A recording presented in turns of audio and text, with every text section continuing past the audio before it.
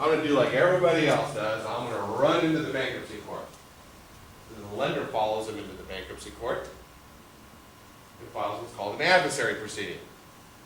It's a lawsuit within the confines of a bankruptcy where the creditor is asking the court to make a determination that the debt is the product of fraud and therefore non-dischargeable, and the obligation to pay should survive the discharge.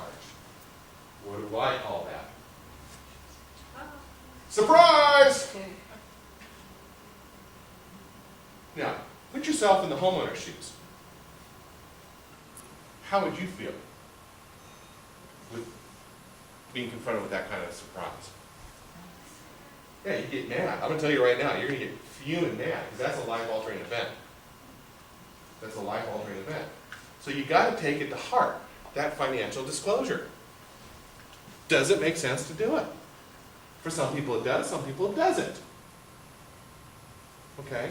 It's not a universal solution for everybody.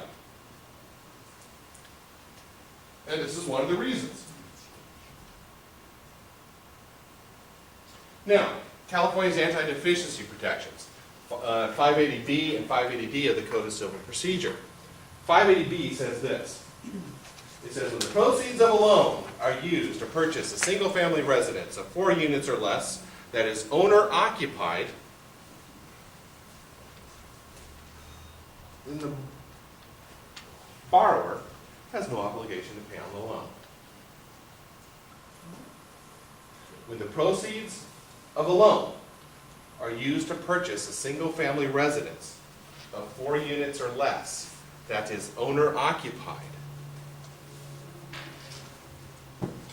then the client doesn't have an obligation to pay on the loan. Even if there's fraud? Not if there's fraud. And what's called fraud? Well, that's what you got to look at. That's what you got to look at. Everybody's situation is going to be different. And if you wake the lender up, if there is fraud, do you really want to? Does it justify the risk of exposing it and otherwise compromising the client's ability to assert 580B protection? That's called purchase money protection. Now, there's a lot of misunderstanding out there as to how to purchase money protection really works. I hear people all the time, especially non-lawyers, or even lawyers that are non-real estate lawyers, I hear them talking about purchase money protection, and they say, well, it applies, whenever you buy a house. Well, no. It has to be owner-occupied. It doesn't apply to rental properties. Then I hear people say all across the board, well, if you refinance, the purchase money protection's gone. Well, that's true some of the time, and it's not true other times. It depends upon the identity of the lender doing the refinance. It also depends upon whether or not any material amount of money is being pulled out of the property. So here again as well, there's no universal across-the-board answer to it. So before you start addressing any purchase money protection with the client, you probably want to defer to an attorney that has experience in secured land transactions to tell him whether or not he's got any 580B protection. Otherwise, you run the risk of what? Surprise! Surprise! 580B. What is 580B? Now, I know I'm in an office full of realtors, but if I were a betting man and if I were sitting at a blackjack table in Vegas, I said I have a better chance of getting blackjack than of anybody in here explaining to me how a deed of trust works. Right? So we can't expect the homeowner, who is non-real estate professional, to have any idea how a deed of trust works. Okay? In a deed of trust, California uses deeds of trust for the most part, rather than mortgages. In a non-judicial foreclosure, you have the trustee under the deed of trust exercising his power of sale and selling the property when the borrower doesn't pay. 580D springs into existence when the trustee, under the deed of trust, exercises his power of sale. If the trustee, under the deed of trust, does not exercise his power of sale, then there is no 580D protection. So, in other words, if the trustee, under the deed of trust, exercises his power of sale, then as to that corresponding loan, and only that corresponding loan, the borrower will have no obligation to pay.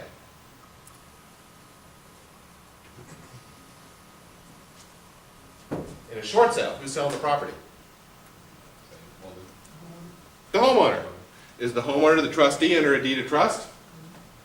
No. So in a short sale, is there any 580D protection? No. So in a short sale, did he give it up? Yes. So, foreclosure is better than short sale? Sometimes. Sometimes it is.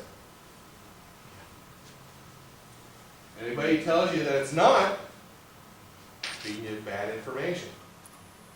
Because most people that are in foreclosure stretch their loan application greatly. So it's basically comes down to most are in fraud situations. They have a decision to make, don't they? Yeah.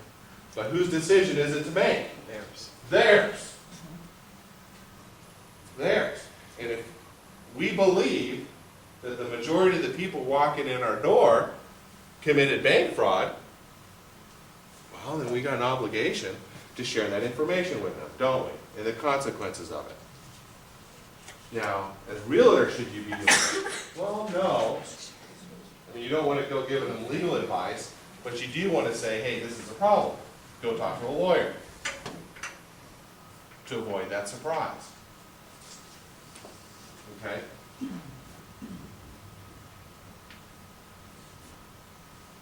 Whenever you're doing a short sale, you always got to ask yourself the question, are you sacrificing this protection? If so, does the short sale justify the risk? Otherwise, you're running the risk of what? Surprise!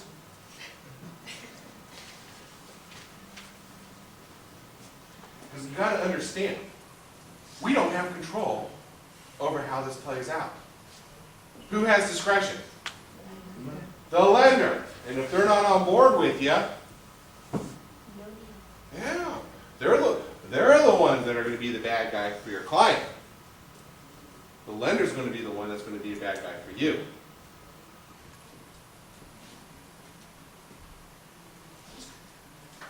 Now, we just got through talking about the client's obligation to pay on the unpaid balance of the loans.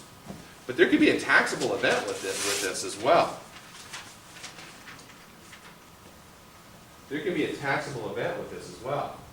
You want to make sure that you advise the client that they should be talking to a tax professional. You're not going to answer any tax questions. I don't answer tax questions when a client asks me questions about it, because it's just too involved. It takes too much time to sit there and figure it out. You let their CPA or their tax attorney or whomever they're using be the ones that counsel them. But you do want to make them aware that there could be tax consequences and they should be talking to a professional. What kind of tax consequences? Well, there's capital gain, depending upon their basis in the property. A short sale, is that a sale? Sure it is. Is a foreclosure sale a sale? Sure it is. What does it mean to the bar? What does it mean to the homeowner? It varies from homeowner to homeowner. There's no universal answer to that. Does that complicate things for us a bit? It makes it much more challenging, this whole short sale process. Much more challenging. Forgiveness of debt. What's that? 1099. I had a client in my office yesterday, $400,000 on a 1099. $400,000. Surprise! They make about 80,000 a year. Surprise!